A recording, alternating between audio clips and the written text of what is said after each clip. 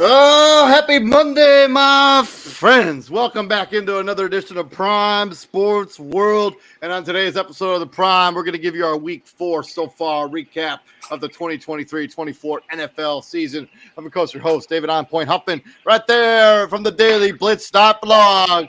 Our good pal and brother, Mr. Christian Simpson. Welcome into the show, my friend. You got a little bit of background noise going on right now, but welcome into the show, Yeah, I can hear you. Okay. I'm doing good. Actually, you know what? Keep talking. I'm going to switch to my tablet and we'll be good to go. Sounds good. Yeah, Christian actually got to go to the game last night for the New York Jets versus the Kansas City Chiefs. That game was in the Meadowlands. So kudos to him for getting to go to that football game. That's very cool. But yeah, also quick shout out to my mother. She fell down some stairs yesterday and broke her ankle. Hopefully she has a speedy recovery. I spent a lot of time in Chicago this weekend, just making sure that she was okay. So it seems to be hopefully on the mend there, just a fractured ankle. Hopefully nothing too serious. But let's get into some of the NFL action.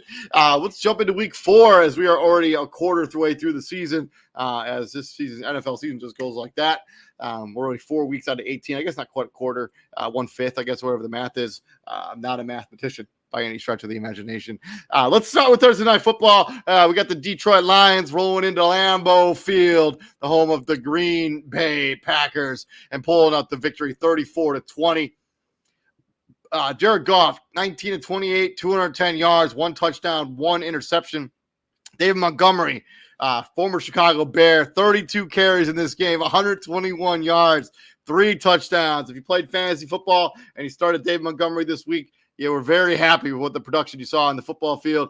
Welcome back into the show, Christian. On the receiving side of this, Josh Reynolds, 3 catches for 69 yards. Amon-Ra, the sun god, caught the lone receiving touchdown for the Green Bay Packers.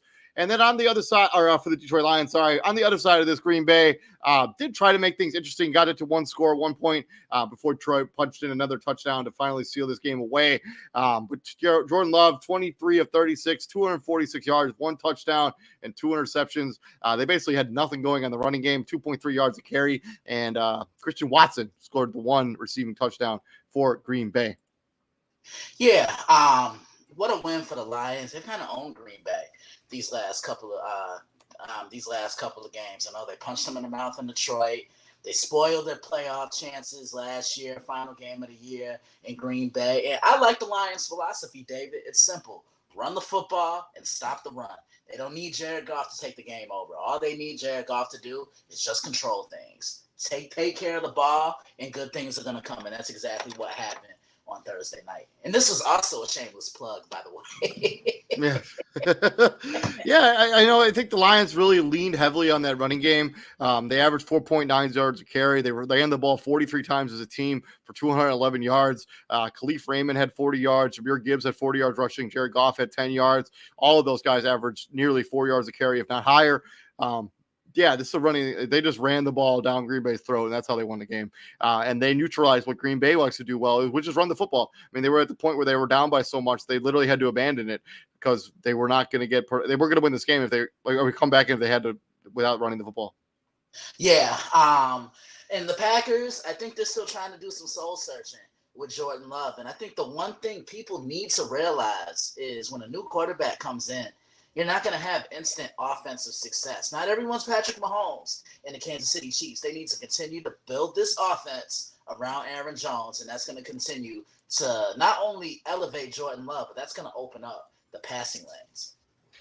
Moving on from this game, moving on from Thursday night football, let's talk about Sunday afternoon football, actually Sunday morning football, as the Jaguars and the Falcons locked up in London. Jaguars, big victory, 23-7, as they basically decimated the Falcons from beginning to end, really, in this game. Atlanta doesn't score a touchdown until the third quarter. Desmond Ridder really struggled in this game.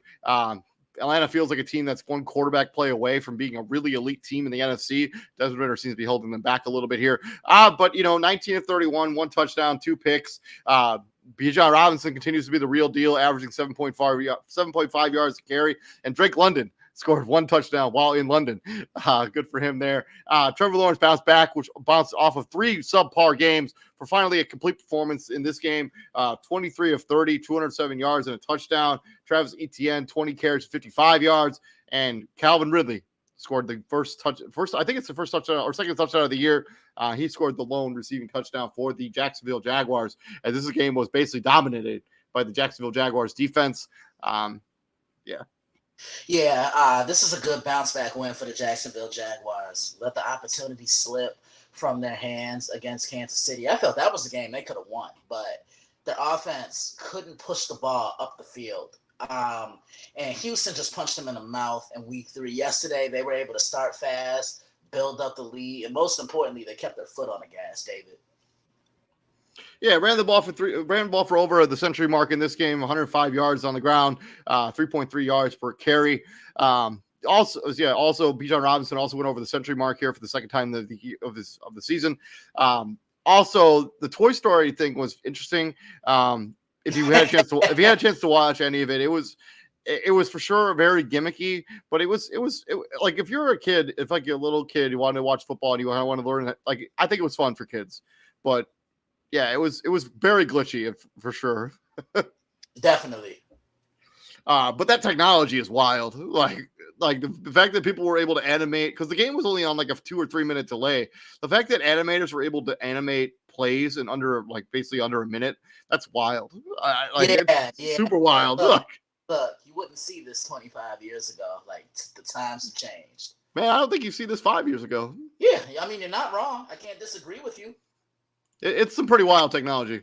From there, let's talk about the game of what was hyped up as the game of the weekend. Ended up not being, as Miami goes into Orchard Park and gets beat by 28 points. As Buffalo hangs up 48 on the Miami Dolphins defense to take them off the ranks of the unbeaten, 48-20. Tua Tagovailoa, 25 of 35, 282 yards, 1 touchdown, 1 interception. Devin A-Chain continues to play well, went over the century mark here as well. 8 carries for 101 yards and 2 touchdowns. And Braxton Berrios caught the lone receiving touchdown for the Miami Dolphins. On the other side, Josh Allen was the pinnacle of efficiency, 21 of 25, 320 yards, 4 touchdowns. He also had a rushing touchdown. Also did James Cook as they went over the century mark as a team. Stephon Diggs put in a hat trick of touchdowns to go with 120 yards. Gabe Davis also had a receiving touchdown in this game as well. I think you saw my preview for this game, David. And what did I say? The key for Buffalo, it was 3 things. 1, keep Tyreek Hill in check. 2, don't let Jalen Waddle beat you. And 3, establish yourself and show your physicality at the line of scrimmage. And that's exactly what they did. And when the Bills play clean football, they're a tough out. They're still committed to running the football. And how many times have you heard me complain about Buffalo being too one-dimensional and putting it all on Josh Allen? I mean, you just read Josh's numbers, and I'm smiling like a proud dad. They had more rushing attempts in this game than pass attempts for Josh Allen. 29 rush attempts to 25 pass attempts. Yeah.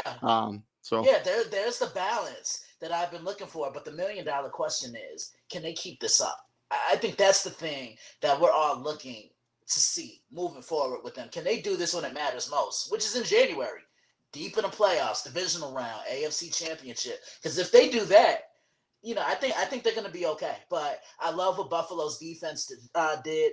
This was a statement game for the Buffalo Bills, because coming into the game, all you heard was, oh, yeah, Miami's offense. They scored 70, but Miami's not ready for the big game yet. They're a finesse team, and normally finesse teams can't handle physicality. Yeah, this Buffalo Bills sacked Tua 4 times during this game. They led to 4 Miami Dolphin fumbles. They did recover 3 of them, so they only lost 1. But yeah, they also won the penalty. Like, they won the turnover game here, and Josh Allen was otherworldly in this game. Yeah, I mean, look, he got whatever he wanted, and it just seemed like Miami, they dropped back too much, and they just let him nickel and dime you. And when you do that, you're pretty much asking the quarterback to torch you. I mean, 21 to 25, that's extremely efficient. And how come Miami didn't make adjustments on Stephon Diggs? That's who Josh wants to target, right? And like TJ always says, anybody but him. Moving on from this game, we're going to talk a little bit about the Bears-Broncos game. One of the bigger collapses of the weekend as Denver was down 21 points, ended up digging themselves out of that hole, win this game 31-28. One of the worst coaching decisions I've ever seen, not kicking that field goal to take the lead and allowing Denver to stop you on 4th down and end up going and kicking the game-winning field goal essentially at the wire. Russell Wilson, 21 of 28, 223 yards, 3 touchdowns. May have been his best game as a Bronco. Jalen McLaughlin, 7 carries for 72 yards. Jerry Jeudy had 3 catches, 52 yards. But McLaughlin, Sutton, and Brandon Johnson all had receiving touchdowns for the Denver Broncos. And Justin Fields is probably his best game as a pro, at least for sure his best game this season. 28 of 35, 355 yards, 4 touchdowns, and a pick. He did have, 16 incompletions in a row at one point, tied a franchise record, I think, or maybe even a player record period. Khalil Herbert went over the century mark for the first time of the year, 18 carries for 103 yards. And DJ Moore found his first touchdown as a Chicago Bear. Actually, might have been his second touchdown. He goes over the century mark for the first time. Cole Kmet called 2 touchdowns. Khalil Herbert had a touchdown. Everything was clicking for the Chicago Bears until it wasn't. Yeah, it really was. But I just want to say this. You cannot blame Justin Fields for this game. I can't stress that enough, and I can't say it enough, because he balled out. He did what he had to do in this game. It was coaching. And to not kick that field goal, I'm just still scratching my head about that, David and Izzy. But my thing is this.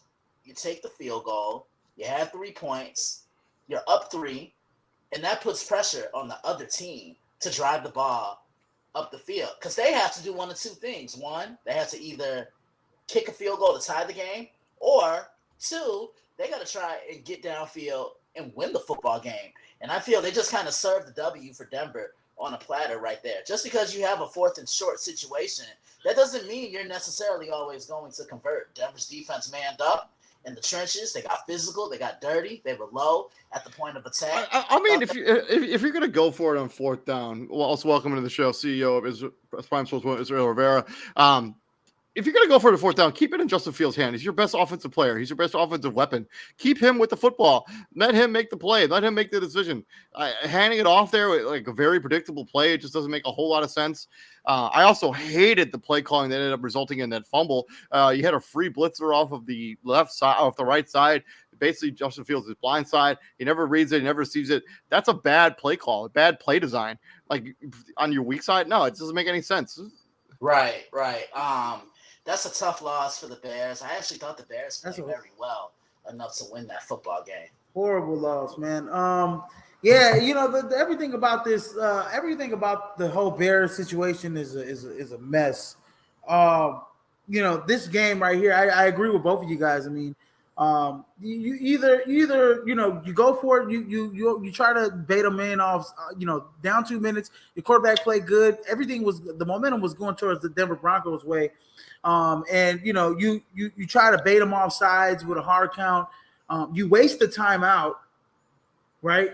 And then you waste the timeout, and then you come back and you run. You know, everybody knows in the stadium that it's going to Khalil Herbert. I think at that point you got to keep it in Justin Fields' hands if you are going to go for it on 2. My ideal is you kick the field goal, you take the points. You got Cairo Santos on there. He's probably one of your best players. He kicks the field goal. You're up 3, and then you make the Denver Broncos go the length of the field. To the worst case scenario, they score a touchdown with no time left, but that's on the defense. Best case scenario, they kick. Best case scenario, you stop them, right? So the problem is that, you know, with the narrative now is now you look at, now Justin Fields in the 4th quarter, you know, through the interception, you know, when Cole Kmet, you know, and you know, he was expecting Cole Kmet to sit on the route. He even said it himself. I'm expecting Cole to sit on the route instead of, you know, going out, but that should have been me. He should have threw it to the outside shoulder. That's what everybody else said. That's neither here or there now. These days they lost, right? But, you know, my problem is just like Matt Eberflus just does not. I mean, he's not owning up to any of this. He had the worst press conference today. This whole Chase Claypool situation is just abysmal. It's brutal. I mean, the Chicago media was really ripping into Matt Eberflus today. And he just kept running around in circles. Oh, well, it was a decision between me, Ryan Poles, and Chase Claypool. Well, why are you keeping him away from the team? Why can't he go into the building? Why can't he be on the sideline if he's not being traded? Oh, well, it was a decision by Chase Claypool, me, and Ryan Poles. Well, why? Oh, well, we have expectations in Chicago. You know, you show up on time and you do the right things. It's like, wait. So is that the reason why? That is he getting traded? Like, what is the reason why you guys are poorly handling this Chase Claypool situation? Understandable. He hasn't done anything for you, but this is just unlike a professional football team. And I'll tell you this, the Chicago Bears have outdid themselves with worst coach after worst coach after worst coach. Mark Trestman, John Fox, Matt Nagy, and now Matt Eberflus. This guy takes the cake. He's about to get. He's not going to make it this season. Listen, he takes the cake. He takes the cake on it all. I said this yesterday, and I even said this when I recorded Monday Eating the Quarterback a little while ago. Oh, that new episode is out right now, by the way. That's not a shameless plug in anyway. Any sort of. It's David. Correct me if I'm wrong here. With you being the Bears guy, it just seems like these players don't want to play for Matt Eberflus. You know, I see. You know, when guys want to play for a head coach, they leave everything on the field. Look, you play for Coach Rock. You probably left you and your guys probably left everything on the field for him because he was a guy you wanted to play for. I just don't see the Bears. Well, I was, not everybody. I just don't see the Bears responding to this guy. And to be completely honest with you guys, I honestly think they haven't really responded to a coach since Lovey. Yeah, I agree with you on that. We'll see what ends up happening with the Chicago Bears. It's an abysmal situation in Chicago, David.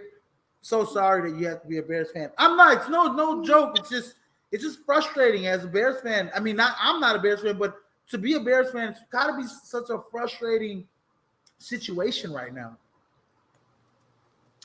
Yeah, it's pretty fun. TJ sent me a long message about the Bears. It's very long. I don't really want to read the whole thing. TJ, send it to the group chat. I mean, it's yeah, but yeah, you don't take the ball. I think he did send it to the group chat. No, he just sent it to me. He said, "Send my statement." TJ has a state of the address. Like it's really long. Like quote unquote TJ, the worst thing you can do to a passionate fan base is give them hope when there is none. We're coming up on a calendar year since our last win. Our net management to coaching to players, at some point enough has to be enough.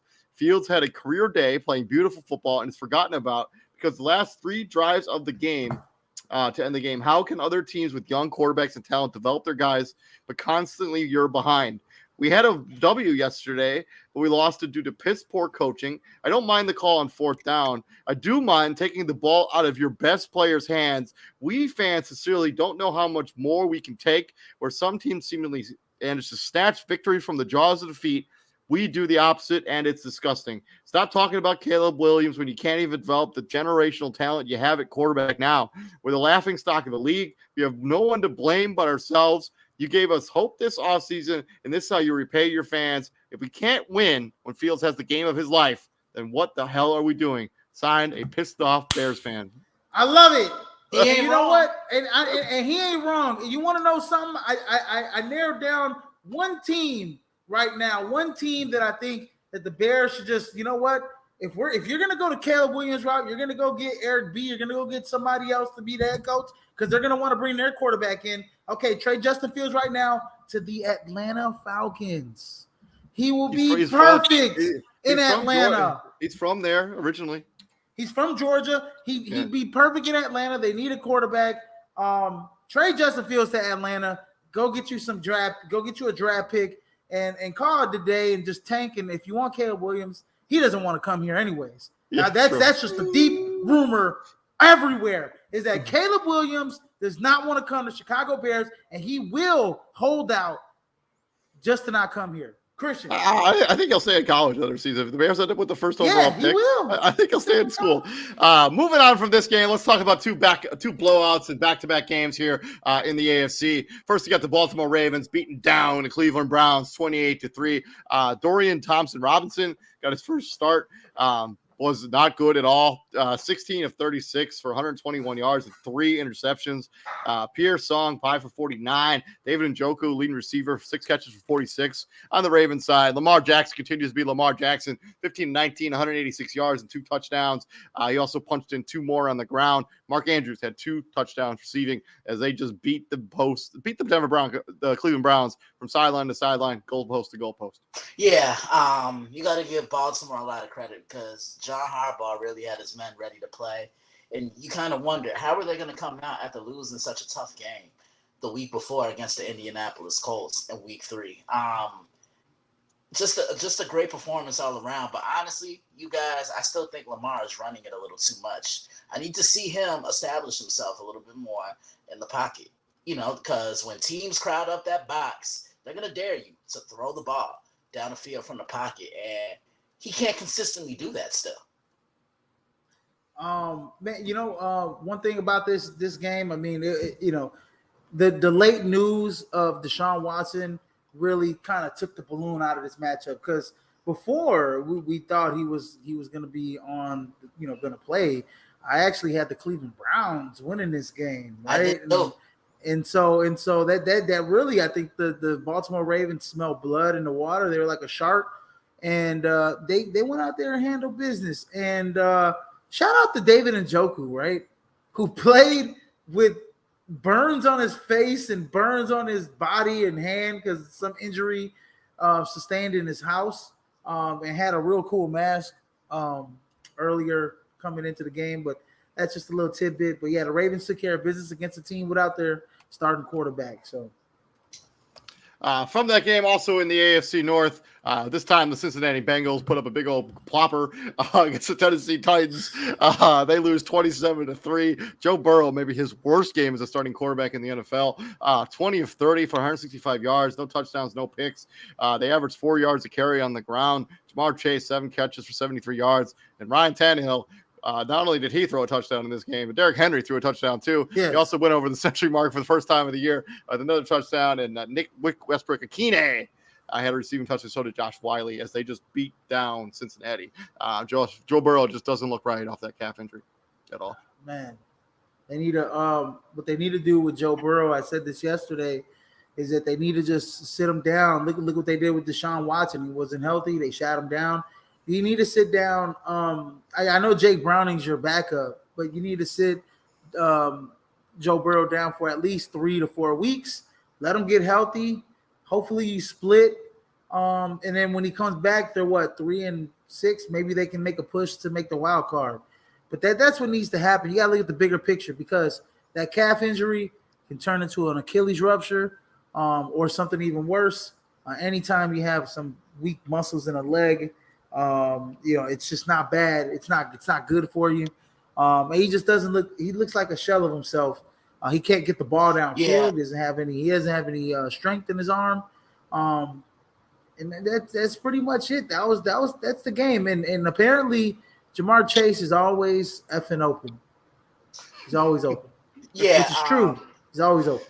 I think it's time to worry about the Cincinnati Bengals. And you guys remember, this is my Super Bowl Always pick. been time. Look, this was my Super Bowl pick. This was my pick to represent the AFC and get to Las Vegas. And right now, they've been held to without touchdowns in 2 games. You remember the Browns just beat the absolute life out of them in week 1. Yeah, they put up 24 against the Ravens, but they lost. And they didn't even look all that great last week against the Rams last Monday night. But yesterday, they were just punched in the mouth. And I told somebody as I'm watching this yesterday, they're not just getting beat. They're getting beat down. And I think the Titans took it personally. Because remember, Cincinnati beat them in the playoffs a couple years ago. And then they beat up on them last year. So the Titans said, look, it's time for us to get our revenge. And they did it in a big way. But it just seems like there's no camaraderie within this offense right now. Passes that Tyler Boyd, Jamar Chase, and T. Higgins normally catch, the ball is bouncing off their hands. Defensively, they're getting pushed off the line of scrimmage, 3 to 5 yards per play. And I think I've said this every week since I've been on with you guys. They miss Jesse Bates and they miss Von Bell. Like, those are 2 key losses. And you're thinking that now the Bengals are going to continue to climb that ladder because they came out of left field in 2021. They get to the Super Bowl. Last year, they're a game away from the Super Bowl. So they have more wisdom, and it just seems like right now they're settling. Yeah, and I think, this is a good win for the Titans. Derrick Henry finally got going for the first time this season. I didn't expect him to throw a touchdown in this game, but that's pretty impressive. Kudos to the Titans for not selling up shop and packing it up for the season because they easily could have. Moving on from this game, one of the more interesting matchups of the weekend, the Los Angeles Rams beat the Indianapolis Colts in overtime in a Puka Nacua walk-off touchdown as they win 29-23 in overtime. Both these teams now are 2-2. Matthew Stafford, 27-40, 319 yards, 1 touchdown, 1 pick. Kyrie Williams continues his strong season with 5 touchdowns in the year, 2 of them in this game. He went over the century mark as well. And Puka Nacua, 163 yards receiving and 1 touchdown. Anthony Richardson completed a game for the first time in his NFL career. Kudos to him for that. But was bad in the first half, much better in the second half. 11 of 25 for 200 yards and 2 touchdowns. He also had 1 on the ground. And Drew Ogletree and Mo Alley Cox had receiving touchdowns for the Indianapolis Colts. Man, for what that said, Anthony Richardson had a hell of a fantasy day, but that's neither here or there. Yeah, Puka Nacua, man. He's a dog, man. There's not much I can say about him, man. He's stepped into that starting wide receiver role and has flourished. 5th round pick. And at the end of the game, Sean McVay gave out 3 game balls. Gave one to Aaron Donald, gave one to Puka Nacua, and he gave one to Matthew Stafford. And it says something about Matthew Stafford getting the game ball because he's got a lot of guts, man. And this is a season in which the Rams could have packed it up. Like we have a lot of young guys, but man, this team is they've showed some resiliency on defense. On offense, they've been able to pick up the pieces. They've been able to, look good without their best player being out on the field in Cooper Kupp. I mean, they had some turmoil with Cam Akers for the second year in a row. Finally got rid of Cam Akers. Now Kyron Williams steps into that feature role back. And, on the other side, I mean, the Colts, this game was almost all the way done, right? And then the Colts, they stormed all the way back. So there's some resiliency there with Anthony Richardson. He made some great plays down the stretch. The one broken up play where they basically tied it up. I mean, that shows his athleticism. They were losing this game 23-0, and then they came back and tied the game, took it into overtime. Yeah. So this is the Indianapolis Colts are a team that's learning how to win, but I think they're on the right track. But this game is more about the Rams' resiliency. I think the Rams are going out there and they're beating teams they should be. I think the Rams are better than what we thought they were going to be. And I think when you look at your key offensive players like Matthew Stafford, you look at Aaron Donald, he's the catalyst of the defense. This Rams team is going to shock some players. I think this Rams team could make the playoffs this season. Yeah, this is a good win for them because, they were up by how many points? 23? 23. Yeah, they were up by 23. Give the Rams a lot of credit. This is a young, gritty team. You saw what they did to the Ravens a couple weeks ago. Now, you play a team that just won the Super Bowl 2 years ago. Anthony Richardson looked good, and he seemed to be more in control of the football game. Not trying to do too much, not trying to play hero ball, letting the game come to him. It just seems like they simplified the game for the young quarterback. But in the end, it just seemed like the Colts defense, they really ran out of gas. Yep. To the next Sunday afternoon blowout, Tampa Bay Buccaneers put the hurting on the New Orleans Saints 26-9. I'm shocked that Derek Carr played in this game, to be frankly honest with you. He did not look particularly good while doing it, but I think that shoulder is going to be a continued problem for the rest of the season. But Baker Mayfield continued to play pretty well in the starting quarterback role. Mike Evans did lead this game with a hamstring injury. I have not seen an update on his status, but Baker Mayfield, 25 of 32, 3 touchdowns to that 1 interception. Rachaad White, 15 carries, 56 yards. Chris Godwin went over the century mark through the air. Devin Tompkins and Cade Otton had a receiving touchdown for the Tampa Bay Buccaneers. And on the New Orleans Saints side of this, he put up 9 points, no touchdowns in this game for this offense whatsoever. Derek Carr, 23 of 37, 127 yards. Alvin Kamara returned from his suspension and was okay, 11 for 51. Michael Thomas, leading receiver, with 4 catches, 53 yards. By the way, Alvin Kamara had 13 catches in this game. The Saints just haven't looked great this year at all. If I'm being completely honest with you guys, because in week 1, they won by a point to Tennessee. They won by 3 against Carolina. Last week, Izzy's Packers come back on them, and they were up 17, and they couldn't put the game away. And I'm thinking, okay, Alvin Kamara's back. He's going to give this team a spark, but give the Buccaneers a lot of credit. These two teams know each other really well, and it's always a physical downhill football game. In Tampa, they loaded that box up, and they said, look, if Alvin Kamara is going to beat us, he's going to beat us in a different type of capacity. And they forced him to be a receiver in this game, as you said. You said he had 13 catches? Yeah. Yeah. For only 33 yards. Wow. Yeah, he had 2.5 yards a catch. Yeah, it just seems like they really pursued him. Why Derek Carr played in this game is beyond me. I think Jameis would have gave them a little bit of a better shot because you just didn't know how healthy Derek Carr was going to be. But I want to also say this about Tampa Bay. I think they're one of the more pleasant surprises. Look, the GOAT's gone. You don't know what you're going to get from Todd Bowles. And this team just still continues. They continue to play resilient football. They were punched in the mouth last week against Philly. They bounced back. Big win on the road in the Superdome, which is a tough place to play. And Baker's at his best when he's moving in and out that pocket. When he's moving in the pocket and he's showing his pocket presence and he's timing his passes, he's pretty tough to defend and slow down. and Baker was doing all of this pretty much without Mike Evans majority of the game because he got injured in the first quarter. In the first quarter. So Baker, that's impressive on Baker's behalf. And then when it comes to Derek Carr, I agree he should have sat out this game. They were down majority of this game, and he had to throw it 37 times, especially with somebody that has a bum shoulder. I don't think that's right for him. So yeah, Jameis Winston, like you said, Christian, I think should have been playing in this game.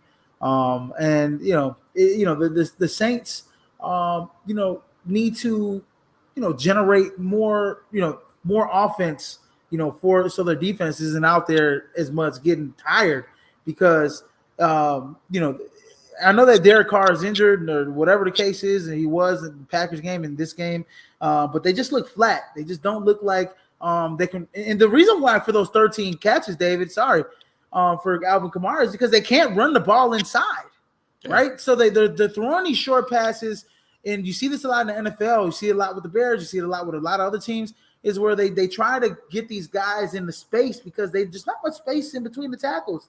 And it's the same thing with the Saints. It's the same thing against the interior defensive line against the Tampa Bay Buccaneers. They're so strong in there. They're so strong in the front seven with Levante David and number 50 is Devin White that it's hard to run in between the tackles. So Alvin Kamara, 13 carries, 13 catches for only 2.5 a pop. Yeah. I mean, that's not impressive at all. So the Saints have to figure it out. Dennis Allen needs to figure it out. But the good thing about this is that the NFC South, the NFC South is not. It's still very much up for grabs. Yeah, Tampa Bay is in sole possession of first place. Who would have had that on their bingo card through 4 weeks? Moving on from this game, we're going to swing in from the NFC South to the NFC East. We got to watch. This is the game of the weekend, if I'm being frank. Washington Commanders go into Lincoln Financial Field and lose in overtime to the Philadelphia Eagles, 34-31. Sam Howell bounced back after what was an abysmal performance against the Buffalo Bills. 29-41, 290 yards and a touchdown. Brian Robinson Jr. put one in on the ground. Also, Curtis Samuel had a rushing touchdown. And Jahan Dotson had the one receiving touchdown. Scary Terry also had his best receiving game of the year, 8 catches for 86. On the other side, Jalen Hurts bounced back after many people, thought this offense didn't have it clicking in the throwing game, but they for sure did in this one. 25 of 37, 319 yards and 2 touchdowns, both of them to A.J. Brown. DeAndre Swift, quieter game than he's had the last 2 weeks with 14 for 56 and a touchdown. And A.J. Brown had 175 yards receiving, along with those 2 touchdowns I referenced earlier in the show. Boys. Yeah. Man amongst boys out there. That touchdown he caught to tie the game was, or I guess they want at that time. Oh, the one where he was just like juking everybody and he got to the. Yeah, that was sick. That was like Tecmo Bowl there. Jahan Dotson caught the game with the one lone touchdown that he had. He caught the game tying touchdown. The touchdown to get him within striking distance before, to get it tied. I thought Rubber Boat Round was gonna go for 2 there. Why not, right? Because might as well. Even though they got the ball back in overtime, why not go for the win right there, right? You're in enemy territory. You got this far. Your team has all the momentum already. I think Sam Howell could have got it done. He could have drawn up a 2-point conversion play. Why give the ball back to Philly? It's 0-0-0. You get this 2-point conversion, you win the game. You don't get it, you win. So you don't get it, you lose. So it is what it is. You lost anyways. But my thing is, I don't even know if they had timeouts at the time. You could have called timeout and figured it out. But my thing is, I'm going to say this: Sam Howell threw 4 picks in the week before. And what a way to bounce back against one of the better defenses in the league and have a magnificent performance against the Philadelphia Eagles, the cream of the crop of the NFC, right? So big shout out to Sam Howell. And, I think, it's short week. They got to play the Bears. So, just got to dust it off and move on if you're to watch the Commanders. But the Eagles, first half, really surprised me. They just were not playing up to par. Second half, they even weren't playing up to par all game. I'm just going to be completely honest. The defense just looked, I don't even know. They're in like all types of sorts out there. Need to play better. So defensively. So. Yeah, I like this Commanders team a lot because they play hard for Ron Rivera. They leave it all on the field for him, and like Izzy said, just a phenomenal performance by Sam Howell. Way to bounce back.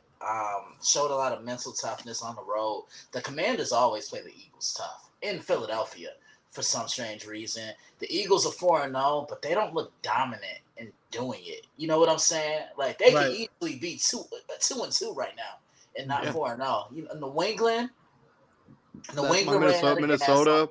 Minnesota. They look dominant on the defensive side against Tampa Bay last Monday night, but I think there's more tape now on Jalen Hurts, which is why he's struggling. But he needs to learn how to adapt.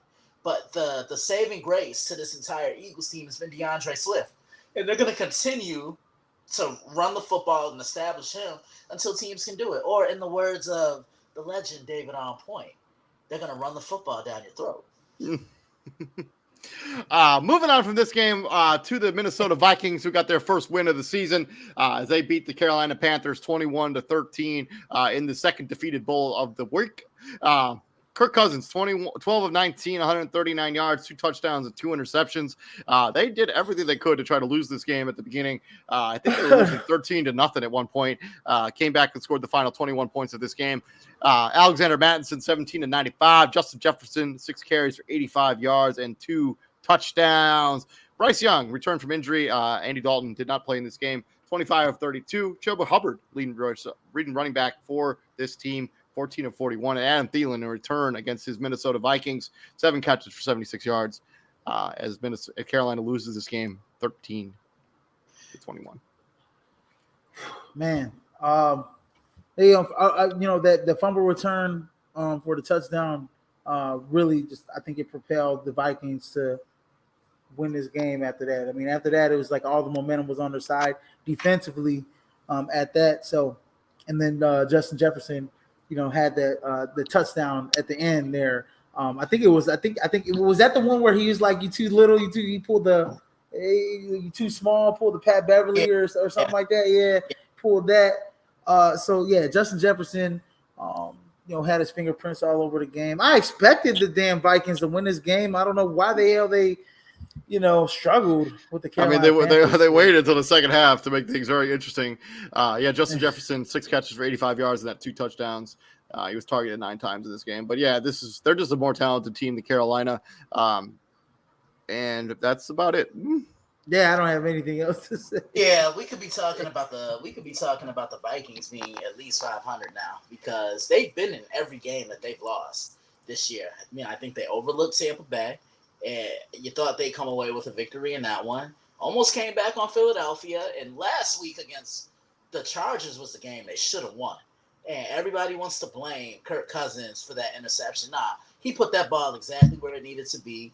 It was TJ Hawkinson. The ball ricocheted off his hands. Like, look, we're so quick. Well, not us, but people are so quick to put blame on a quarterback.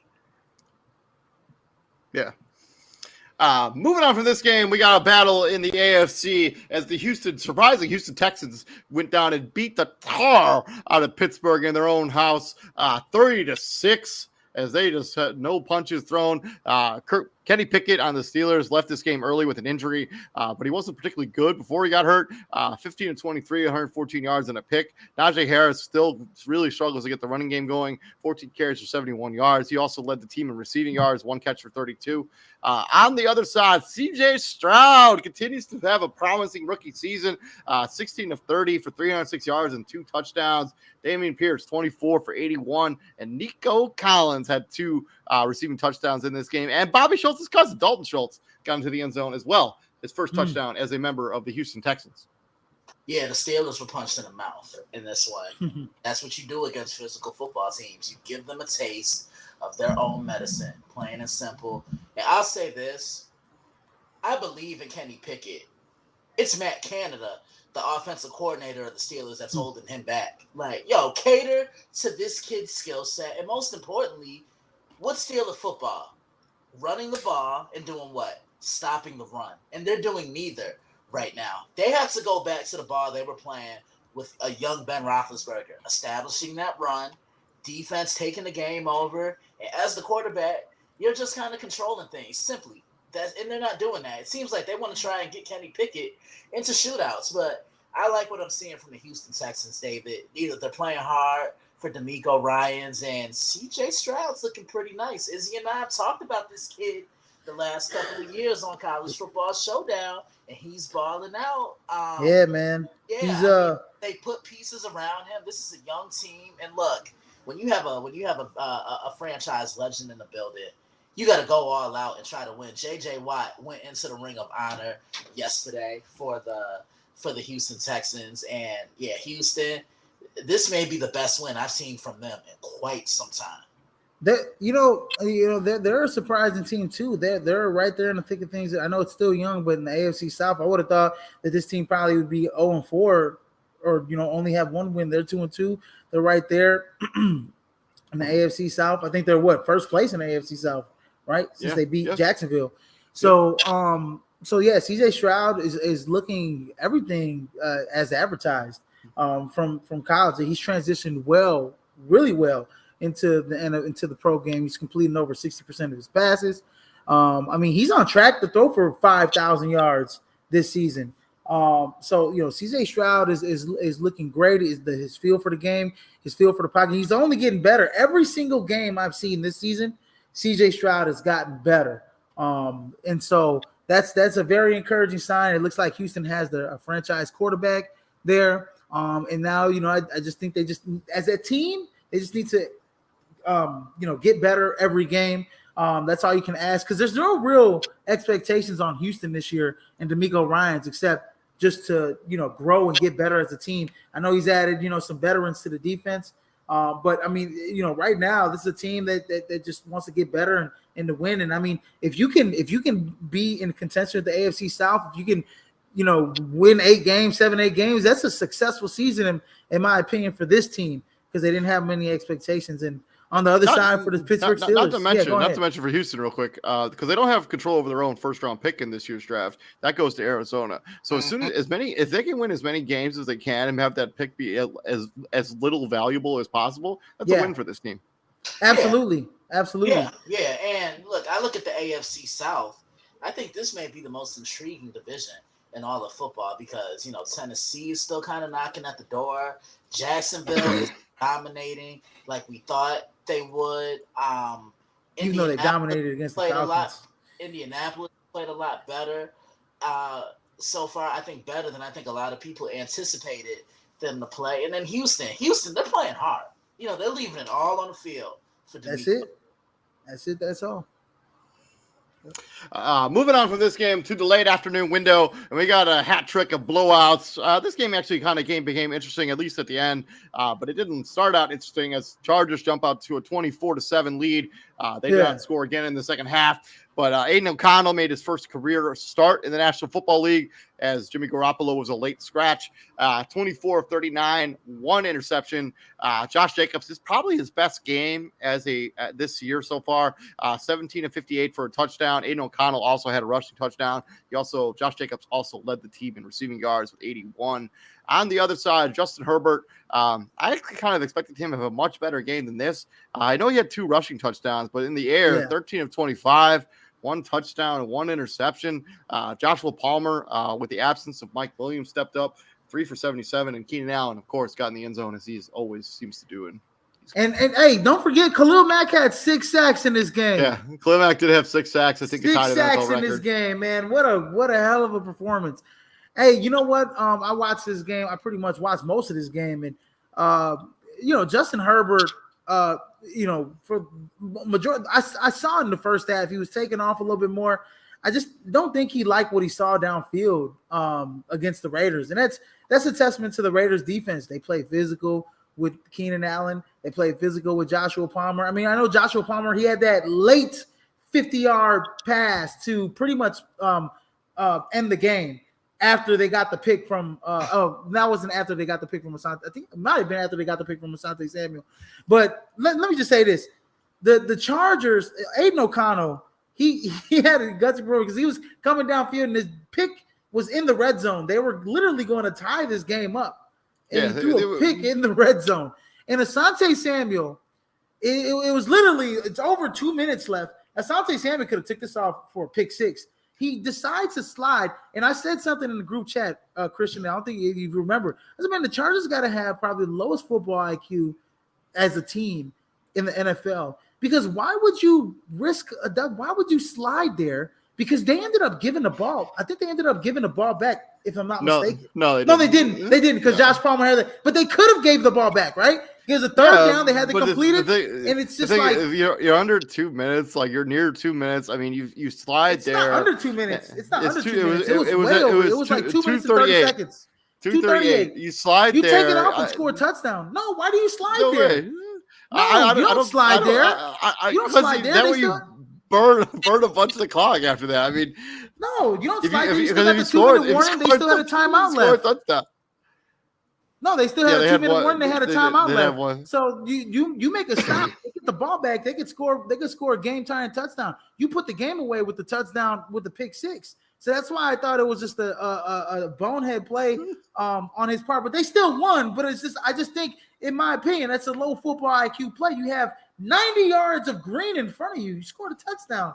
I mean, come on, man. Plus, or at least get yourself a field goal range. I mean, that too. At least put yourself in field goal range. Why slide there? Why slide there? That's all I got to say. But what a hell of a play by Asante Samuel. That was they made some great play. I mean, Devontae Adams had a great catch to get them there down in the red zone. And then, Josh McDaniel just drew up this dumb rub route play. And I'm just like, why are you not giving the ball to Devontae Adams, the guy who got you down there? Why are you using him as a decoy, as a rub route? All Asante Samuel did was jump that route and pick it off.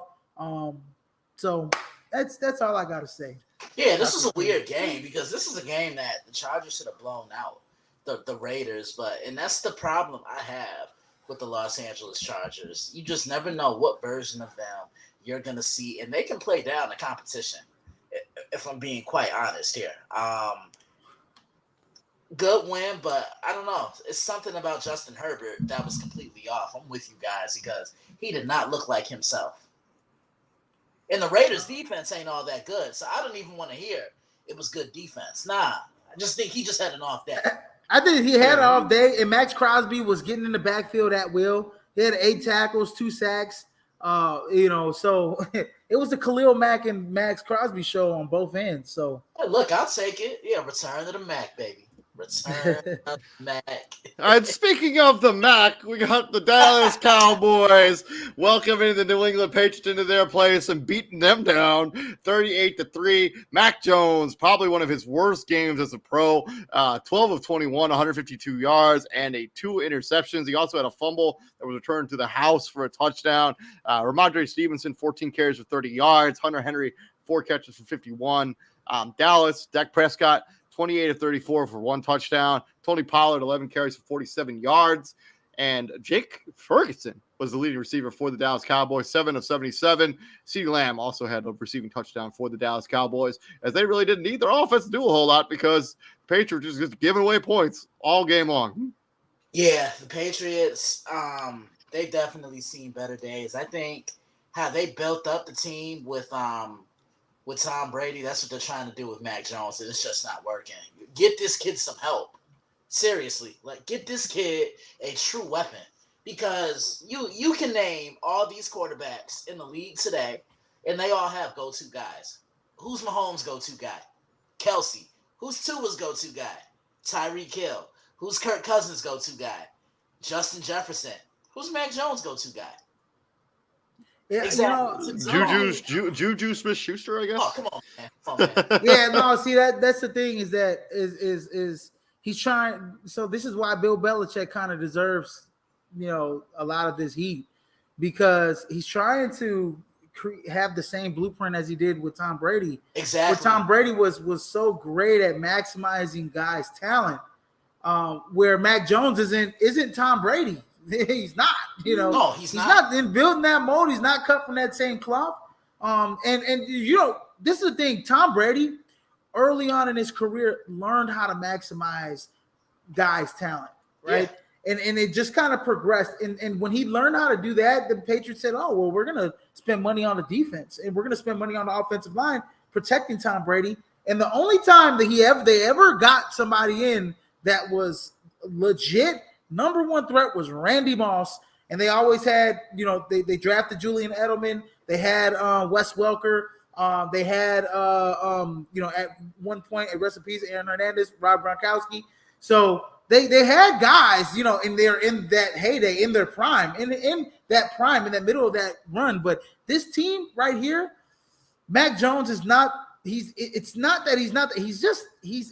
playing well this season. This game he wasn't playing well, but you have to really start thinking about this. How much do you want to continue with Bill Belichick as your head coach? Do you want to just say, Bill, go to the front office and we got to bring in somebody new here?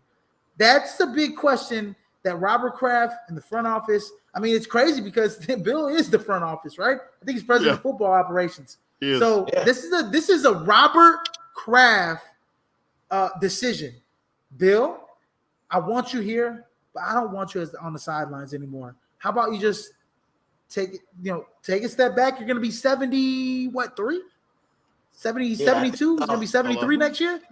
So Bill, and I heard this on the radio today. Is like, well, what if Bill, what if Bill does a Brady and goes to another team and wins? I don't think Bill wants that as his legacy. I think Belichick is a Patriot. I think Belichick's going to retire as a Patriot. And I think right now in this moment in time, I don't think that this team is responding well to Bill's coaching style.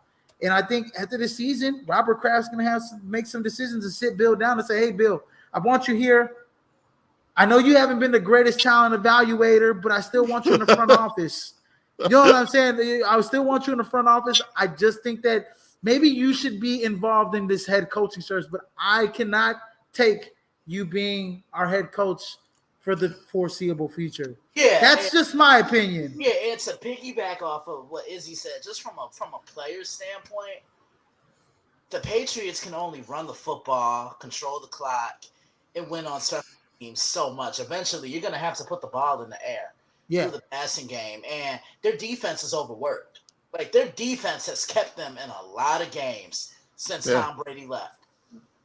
Well, they're missing. Well, in this game, 38-3, they're missing 4 cornerbacks. Christian Gonzalez is hurt. They're missing 6 key guys on the defensive side of the ball. So half their defensive starters were missing in this game. And so, you're working with a bunch of backups and you get blown out 38-3. But again, how much of this can you handle going forward? Bill's an old school coach. These young guys coming into the league aren't receptive to that old school style. You don't have Tom Brady anymore. It's probably might be time to move on and get a new head coach, keep Bill in the front office, or part ways. I mean, sorry to say. Moving on to the final blowout in the late afternoon window. We got the San Francisco 49ers and Christian McCaffrey beating down Arizona 35-16. Joshua Dobbs played pretty well again for the 4th game in a row, 28-41 with 2 touchdowns. James Conner, 11 carries for 52 yards. Marquise Brown had himself a pretty solid game here, 7 catches for 96 yards. But Michael Wilson caught his first and second touchdowns of his NFL career. On the other side, Brock Purdy, 20 of 21 for 283 yards and a touchdown. That's 1 incompletion. 1. Chris McCaffrey accounted for 4 touchdowns in this game, as he is making he's making a legit MVP conversation when we're talking about Chris McCaffrey. But he went over the century mark on the ground. He also punched in, 70 more yards in the air and a touchdown. Brandon Ayuk returned from injury. He had 6 catches for 148 yards. I think San Francisco is the best team in the National Football League right now. Absolutely. They do it on both sides of the ball. They're consistent on special teams. Offensively, they do just enough. They're not explosive, and they're not explosive. They're just right in between. They find the open guy. Christian McCaffrey, he's playing like the best running back in the National Football League right now. That offensive line is overpowering and physical. They're dominant in the trenches, as Izzy and I always say. That defense is still doing it at a high level, and they're well coached. Kyle Shanahan knows how to maximize talent and use what he has around him. And, I see so many haters on Brock Purdy. Look, he may not be doing it in the sexiest way, but his style of play, it's efficient, and he's getting the job done. He threw one incompletion the whole game. One. But still, like, listen, how are you hating on that? No, you can't hate on Brock Purdy. He's super accurate. And you know what's crazy is that he was super accurate at Iowa State too. He was. His career completion percentage is like in the high 60s, and it just translates into the NFL. And I've said it all before. All he has to do is be point guard. He doesn't have to even get the ball down the field too much. And all those like plays that he's got so many playmakers. Kittle. I mean, let's start with Christian McCaffrey first. Christian McCaffrey makes Deebo Samuel expendable, right? Like, there's no like, even though Deebo was hurt, lingering injury. I think he had the what was it, the thumb or the no, was it? It was some lower extremity injury. I can't remember, but he was hurt, and he toughed it out. And he didn't get I think he only got one target in this game.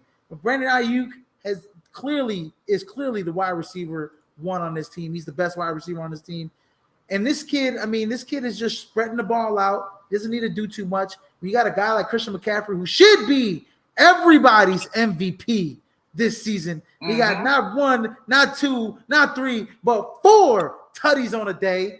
Okay. This kid is flat out amazing. And this is the best trade. I have to say, the Christian McCaffrey trade has got to be the best trade, I think, in the last 20 plus years in the National Football League. Gotta be. And I have to look at previous trades, but I have never seen a guy literally overnight since the middle of last season transform a football team. Remember last season, we were like, man, this team is in sorts. We don't know what the hell is going on with San Francisco. They immediately trade for Christian McCaffrey. He instantly makes their team better.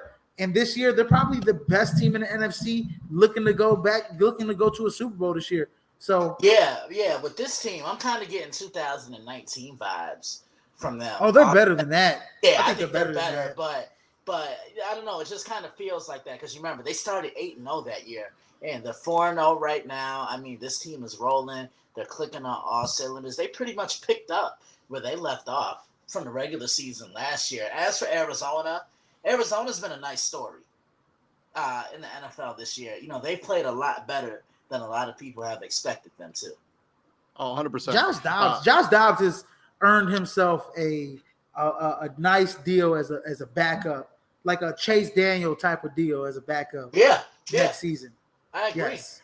I agree with you on that as well. To the final game, Sunday Night Football. This is the story of basically two halves for sure. As Kansas City mounted up, it was a 20-3 at one point, or 20-0 at one point during this game. The Jets claw back behind Zach Wilson's best game that I can even remember probably of his career. And they come back, but unfortunately, Kansas City kicks the game-winning field goal, win this game 23-20 on a pretty questionable holding call on Sauce Gardner that ended up giving basically negated a pick, and it gave the Kansas City Chiefs a first down, basically sealed the game for the most part. To the stats, Patrick Mahomes, very pedestrian Patrick Mahomes game here, 18 of 30 for 203 yards, 1 touchdown, and that 2 interceptions. Isaiah Pacheco goes over the century mark. He also had a rushing touchdown. And Noah Gray had the lone receiving touchdown for the Kansas City Chiefs. Zach Wilson, as I mentioned, probably his best game. He really looked good from the second quarter on into the second half.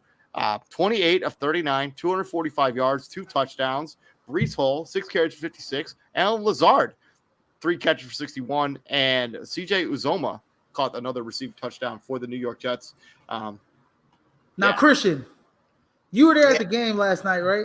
I was. You were there at the game. Were you over there, staring at the press box like all the Swifties were? No. Were you actually paying attention to the game? No, I'm just playing. Taylor Swift. You had Ryan Reynolds, and you had a star-studded box, man. and Hugh Jackman up there. You got Wolverine, you got Deadpool, and then you got the girl from Game of Thrones was there too. Man, oh my God, Sophia Turner. Yeah, and Christian Simpson, of course. We got to also. And Christian Simpson was up there in the crowd, baby. That was the biggest star that was there. Yeah, Christian Simpson hanging out with Wolverine and Deadpool. Since you were there, Christian, you tell me what was the atmosphere like amongst the fans with Jack Wilson, the way he played, and then also with the Sauce Gardner play. Look, I loved the atmosphere. It was very electric. Those fans came out and they were ready for this game. There are two things that I noticed with the Kansas City Chiefs. One, they're soft on defense. I mean, they couldn't stop cyberbullying. I'm just going to be real with you right now. They're soft, and they depend on Chris Jones to do everything. And David, I told you this a couple of years ago. The Chiefs are going to miss Tyrann Mathieu, and I saw that yesterday. He was kind of like the guy that held everything together, not just for the back end, but I think this entire defense as a whole.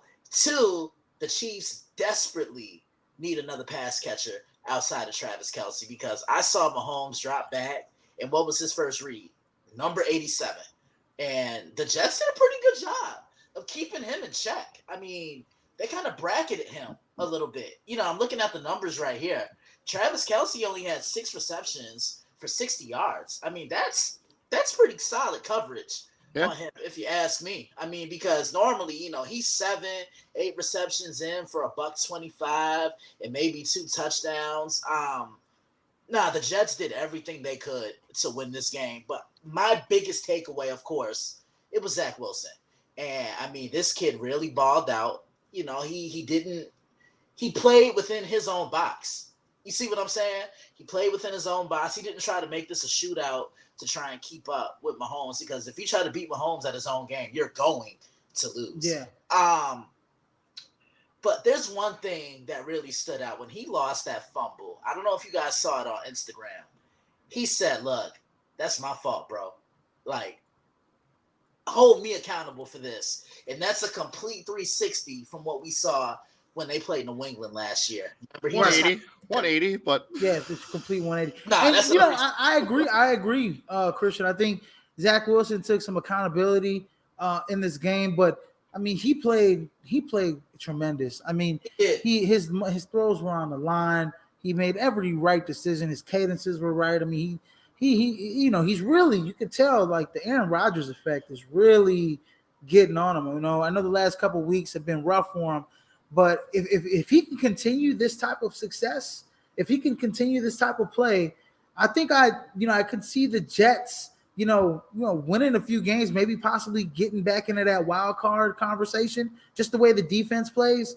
I expected the defense to stop the passing game just a little bit against Kansas City. I agree with you.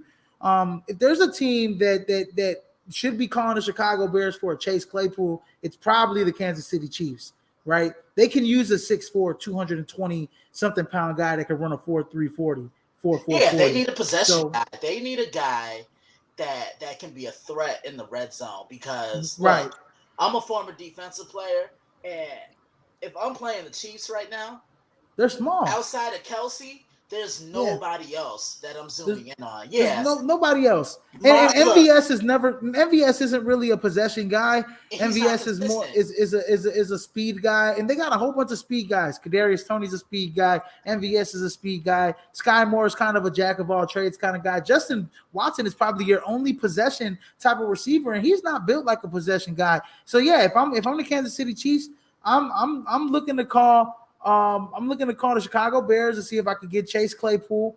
And I mean, I'm looking to see. I'm actually going to pick up the phone, and I don't know if Tampa Bay. I don't know what's the price on Mike Evans. We're trying to win a championship here. What's the price for Mike Evans to get Mike Evans in the Kansas City Chiefs uniform? Izzy, let me ask you this: since we both break down college as well, why do you think the Chiefs aren't using Justin Ross? He's a possession guy. He's 6'5".